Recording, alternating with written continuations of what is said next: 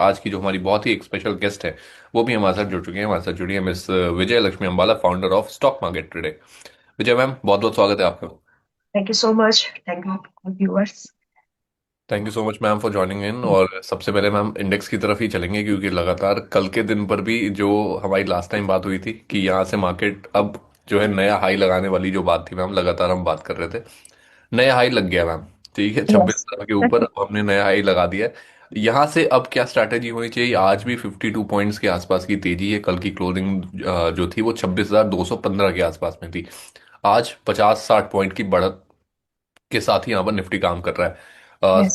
आज पूरे वीक का मैम आखिरी सेशन होने वाला है। अगले हफ्ते की तैयारी किस तरीके से करनी चाहिए और क्या रेंज होगी मार्केट में अब? Okay. बहुत ही मतलब क्लियर सवाल आपने पूछा है।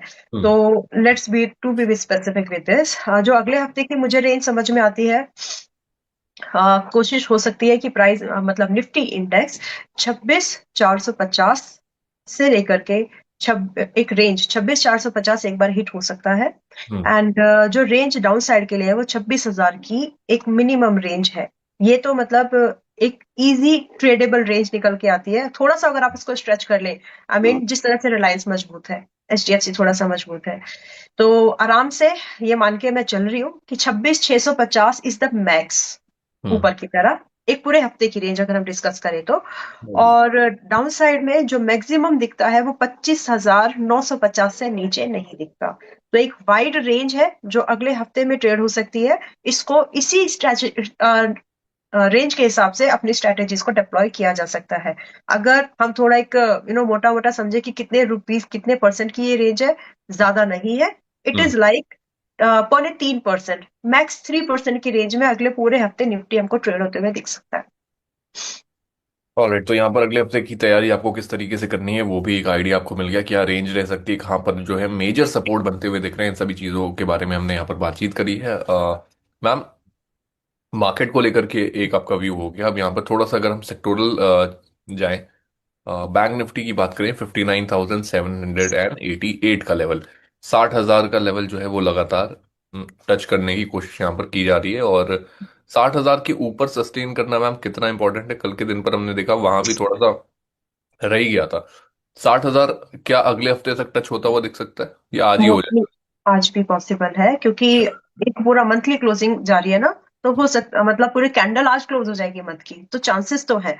आप चाहे तो रिस्क थोड़ा करिए, यानी एक्सपोजर लिमिट करिए, लेकिन एक इंट्राडे लो का जो एक स्टॉप लॉस है, इंट्राडे लो जो बना हुआ है 59,850, सॉरी 59,550, इस एसएल के साथ में अगर चाहे तो एक छोटा सा रिस्क लिया जा सकता है अगर 60,000 को चेज करना है तो, विच हम्म। Is likely.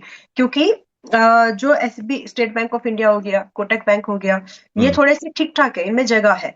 State bank of India भी ओवरबॉट हो गया है, ओवरबॉट होने के बाद भी नहीं गिर रहा है। हम्म। पीएनबी जैसे स्टॉक्स ओवरबॉट हो गए फिर भी नहीं गिर रहा है। तो एक पुश जो होता है ना, नंबर चेज करना, हम्म। तो शायद वो आज हो जाएगा। तो आप चेस कर सकते हैं डेफिनेटली, मार्केट भी शायद उसको चेस कर रहा है, बैंक निफ्टी भी। तो आप उस अपसाइड की ट्रेड में कोशिश करे जा सकते हैं। लेकिन अगर टू बी स्पेसिफिक, हफ्ते भर का क्या व्यू है, तो आई डू एक्सपेक्ट कि अगले हफ्ते तक हमको शायद 61,000 भी ये मिल जाए एक बार। हम्म। सस्टेन होने की बात मैं नहीं कर रही हूँ, नंबर टच होने की बात कर रही हूँ, तो 61,000 तक मिल जाए। और डाउन साइड के लिए हमें 58,500 का एक मैक्स रेंज जो बनी रह सकती है इस हफ्ते।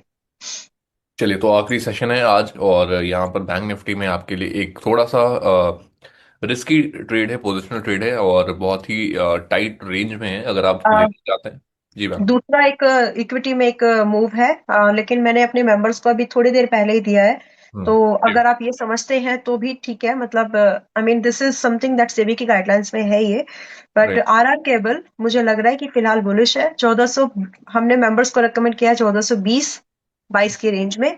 टारगेट मैं देख रही हूँ यहाँ पर 1480 से लेकर के 1600 और 1690, और लगभग 1.5 महीने का एक व्यू लेकर के चल रहे हैं। स्टॉप लॉस है 1330 का। करंट प्राइस पर भी खरीदने लायक है। इंट्राडे में मुझे तो लग रहा है कि आज शायद पहला टारगेट इसमें आज इंट्राडे में भी हो जाए। तो जिनको ठीक लग रहा है इसका प्राइस एक्शन, वो चाहे तो इसको कंसीडर कर सकते हैं। ऑलराइट, तो यहाँ पर दो आपको बड़े जो है ट्रेड्स मिलते हुए नजर आए। पहला, अगर आप इंडेक्स में कोई बाइंग करना चाहते हैं बैंक निफ्टी को लेकर के, अगर आप पॉजिटिव हैं, 60,000 के लेवल जो है वो करीब है। 60,000 के लेवल्स के लिए अगर आप ट्रेड करना चाहते हैं तो आपको बता दूं, 59,550, ठीक है, ये आपको एक स्ट्रिक्ट यहाँ पर स्टॉप लॉस जो है लेकर के चलना चाहिए, और आगे की तरफ 500 पॉइंट्स का और आप कवर कर सकते हैं, यानी कि 60,000 का टारगेट यहाँ पर आप बैंक निफ्टी के अंदर लेकर के चल सकते हैं। दूसरा जो है इक्विटी के अंदर एक ट्रेड है, उसमें आरआर केबल है। आरआर केबल में करंट मार्केट प्राइस 1420 के आसपास की है, टारगेट जो आ सकते हैं 1480 और 1690, राइट मैम, यहाँ तक के? Yes yes. ओके, तो ये टारगेट्स हो गए आपके, और स्टॉप लॉस जो आपको रखना है वो 1330 रुपए का रखना है। और ध्यान दीजिएगा, आप इसमें जो टाइम फ्रेम है वो करीब 1 से 1.5 महीने का है, तो इतना इंतजार आपको करना पड़ सकता है। चलिए मैम आगे बढ़ते हैं। आज के कुछ गेनर्स और लूजर लिस्ट की कैटेगरी भी है, वहां पर भी एक बार आपका व्यू जानना चाहेंगे। इसमें सबसे पहला नाम जो है वो फूना वाला फिनकॉप का है, और 4.5-5% की तेजी यहाँ पर है, 487 के आसपास में ट्रेड कर रहा है। और लगातार अगर हम देखें तो पिछले एक हफ्ते में 2-2.5% का मूव आया, पिछले 6 महीने में 20% का मूव आया, और एक साल में करीब 29-30% के आसपास का रिटर्न दे दिया है। क्या करना चाहिए मैम यहाँ से, और अपसाइड है अभी बाकी, या फिर धीरे धीरे अपना जो स्टॉप लॉस है उसको ट्रेल करते चलें? नहीं, इसमें अपसाइड और बाकी है। स्टॉप लॉस जरूर ध्यान में रखिए। फ्रेश लॉन्ग भी बनते हैं वैसे इसमें। हम्म। कोशिश की, अगर इसमें एक मोमेंटम प्ले करना है शॉर्ट टर्म का तो भी प्ले कर सकते हैं। हम्म। स्टॉप लॉस अभी ये 487 पर है, स्टॉप लॉस रहेगा 440 का। टारगेट जो हम यहाँ पर इजी टारगेट की बात करूं तो 510 तो अचीवेबल है इजी। इसके बाद थोड़े से स्ट्रेच टारगेट अगर आप देखेंगे तो 570 का होगा, जो कि पुराना हाई के पास है। तो उस सेकंड टारगेट को चेस करने के लिए ट्रेलिंग कर कर सकते हैं। तो स्टॉप लॉस फिलहाल फिलहाल इसमें फ्रेश बैंक की भी व्यू है, अगर करना है तो जो है उनके हम्म, लिए 440 का स्टॉप लॉस ट्रेलिंग है। चलिए, तो पूना वाला फिनकॉप 440 का यहाँ पर आपको ट्रेलिंग स्टॉप लॉस लगाना है। ऊपर की तरफ अभी भी अपसाइड जो है बाकी यहाँ पर नजर आ रही है। मैम एडवेंट होटल्स में भी लगातार हम देख रहे हैं यहाँ पर तेजी देखने को मिली। करीब आज के दिन की अगर हम बात करें तो 4.5-5% की तेजी यहाँ पर है, 236 रुपए पर ट्रेड कर रहा है। मैम क्या करना चाहिए? मुझे एक बार स्क्रीन पर दिखा सकते हैं प्लीज? आप प्लीज। ओके ओके, एडवेंट, ठीक है ठीक है, got it ADVENT। Got it got it.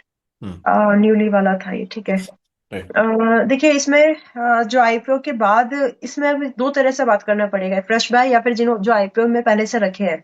हम्म। तो वट एवर द केस, आपको 215 रुपए 215 का एक ट्रेलिंग रखना चाहिए। अगर आप फ्रेश बाइंग भी कंसिडर कर रहे हैं तो आज भी चाहे तो कंसिडर किया जा सकता है, but stop loss should be very near and very small.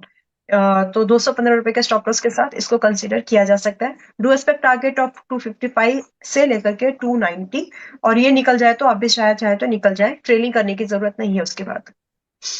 Alright. तो मैम आज तो वेट करना पड़ेगा ना, आज तो 4-5% हो गया, अभी तो थोड़ा सा यस लेना यस। पड़ेगा। नहीं नहीं नहीं, अगर फ्रेश बाय भी लेना है तो वो 215 पर खरीदा जा सकता है। सॉरी, 215 के स्टॉप लॉस के साथ खरीदा जा सकता है।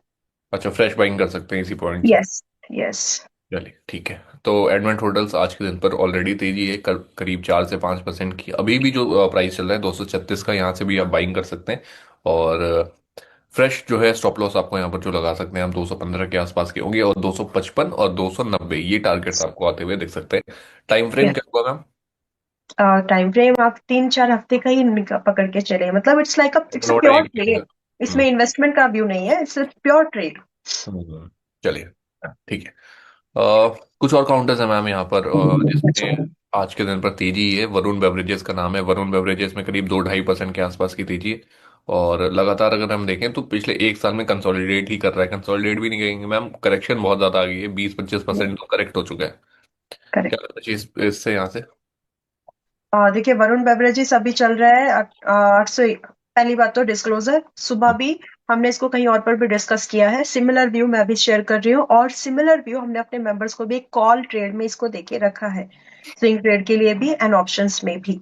So for us it's a breakout, और यहाँ से जो टारगेट की एक्सपेक्टेंस हम रख सकते हैं आराम से 495 से लेकर के 540 तक के तो मिनिमम टारगेट मैं देख ही रही हूँ।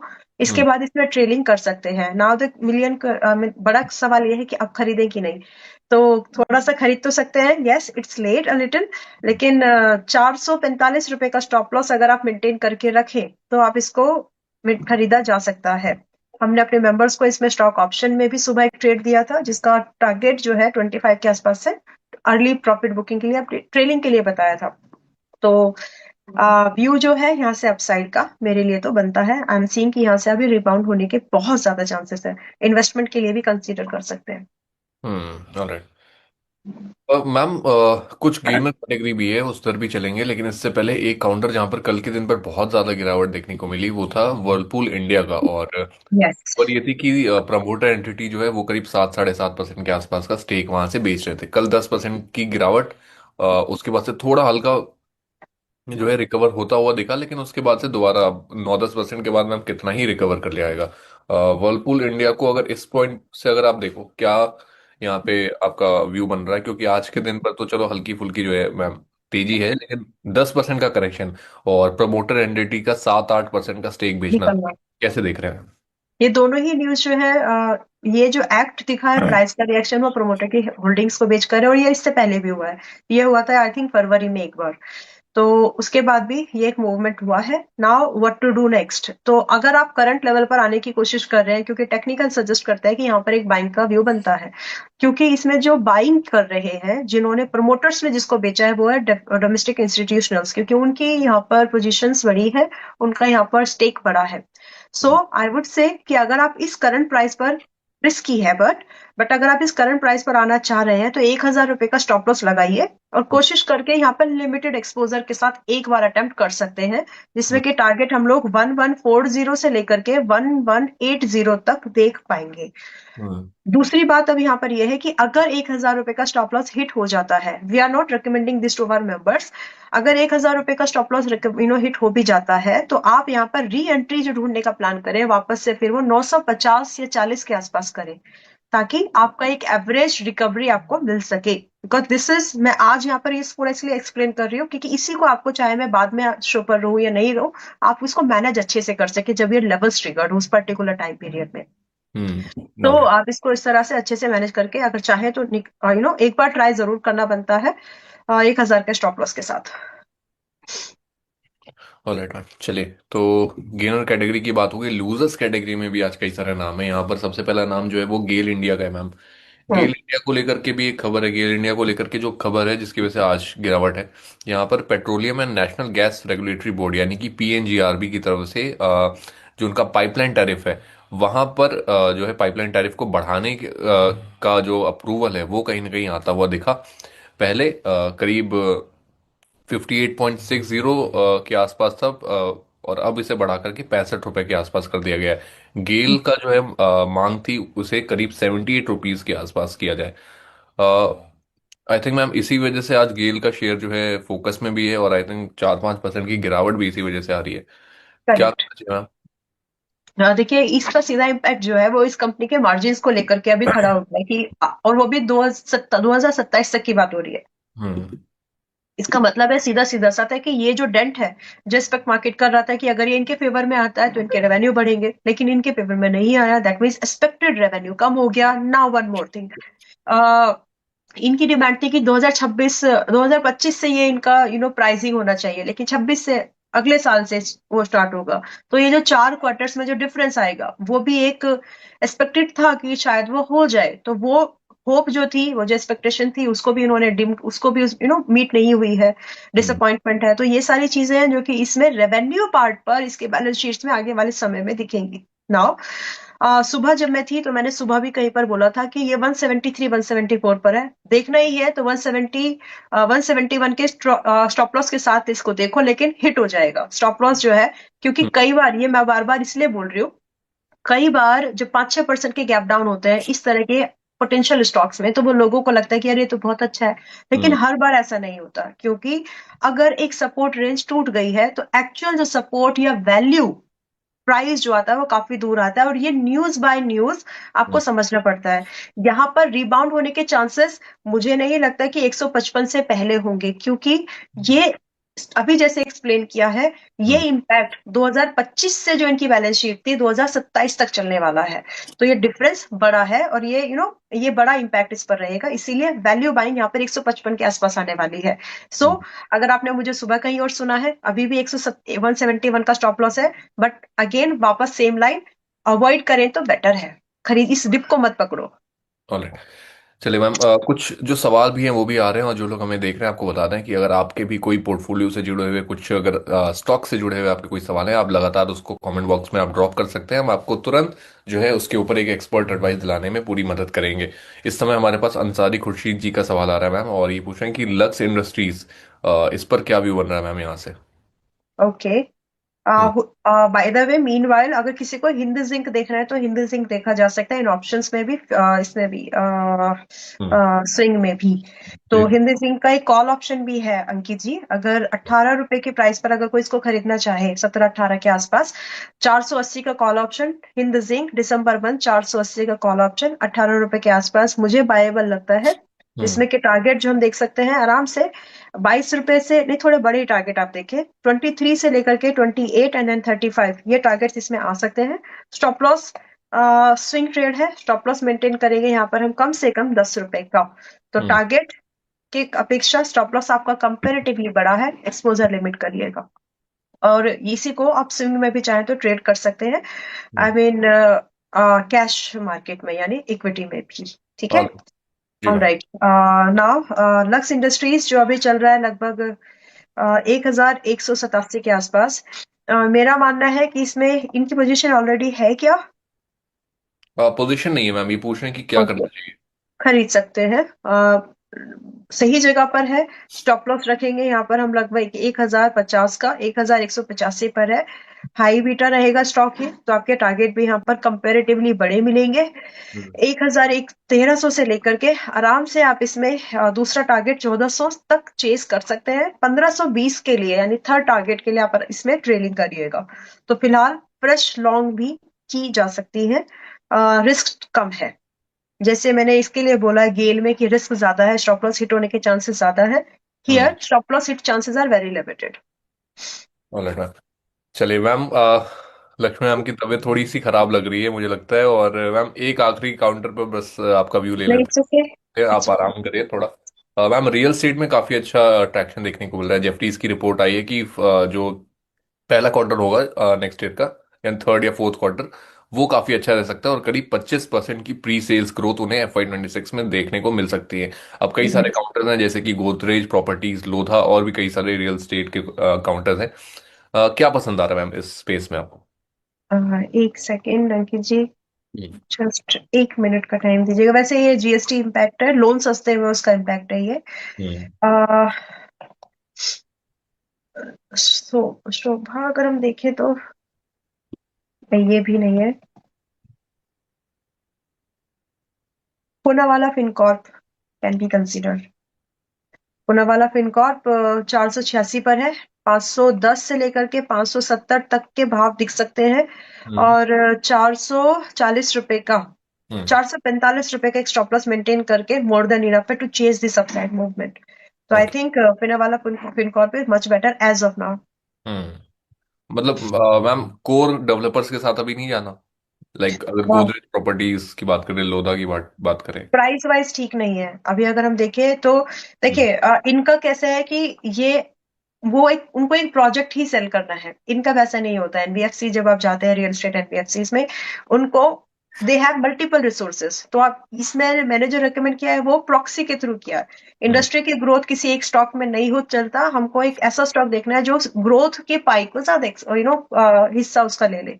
तो राइट। ये मुझे लग रहा है कि फिर वाला कॉर्प ज्यादा बेटर कर सकता है फिलहाल के लिए। और ऑलराइट। अगर आपको देखना है तो हुडको देखिए, देखना ही है तो हम्म। हुडको as of now Hudco is much better in price, अगर स्टॉक स्पेसिफिक देखना है। लेकिन हम्म। बाइंग आपको थोड़ा बहुत डिप में खरीदने की कोशिश करिएगा। 810 पर अभी है, पिछली बार मेरे ख्याल से रेकमेंड मैंने 500 785 पर किया था। उतना ही याद है अभी। और फिलहाल अगर हम इसमें दोबारा रीएंट्री के बारे में सोचे तो हम्म। 795 से लेकर के 800 तक हम्म। बाइंग कंसीडर की जा सकती है। टारगेट जो हम देखेंगे यहाँ पर 835 से लेकर के 850 तक के टारगेट्स इसमें देख सकते हैं। स्टॉप लॉस की बात करूं तो 765 रुपए का स्टॉप लॉस मेंटेन करके चले। बट दोनों में से आज की डेट में जो खरीदने लायक है वो फिनकॉर्प है, पुणे वाला फिनकॉर्प है। ऑलराइट, तो रियल स्टेट में आपको इस टाइम पर जो भी बड़े डेवलपर्स हैं उनको थोड़ा सा भी साइड रखिए। इसके अलावा जो ऑप्शंस आपके सामने है, पहला ऑप्शन पूना वाला फिनकॉप, और दूसरा ऑप्शन जो है आपके पास हुडको। यहाँ पर दोनों में ही आप अच्छी एक बाइंग करके चल सकते हैं। Thank you so much Vijay ma'am, आज हमारे साथ जुड़ने के लिए। और आई थिंक एक मैम। सेकंड, एक सेकंड, आई थिंक एक गलती हो गई अंकित जी। जी मैम। हुडको, वो दूसरा स्टॉक था, हुडको S241। I okay. Beg your pardon, yes, please I would like to correct it. हुडको 241 पर है और अभी भी बाय लायक है। मैं बोल रही हूँ कि इतना जल्दी कैसे गया। खैर, 241 पर हुडको एंड दोनों ही स्टॉक आज की डेट में खरीदने लायक है। हुडको 241 पर है। हम्म। स्टॉप लॉस रखेंगे 225, टारगेट की एक्सपेक्टेशन हम रखेंगे मिनिमम 252 रुपए की। एंड इसके बाद में 270 फ्रेश हाई की एक्सपेक्टेशन बिल्कुल रख सकते, आई मीन एक नए हाई की, इस रेंज के, इस साल की हाई की एक नई एक्सपेक्टेशन हम बिल्कुल रख सकते हैं। 250 से लेकर के हम्म। 280 तक ये जा सकता है। सो तीन टारगेट्स हम हुडको में चेस करेंगे। जी। 250, हम्म। 250 से 252 का एक टारगेट।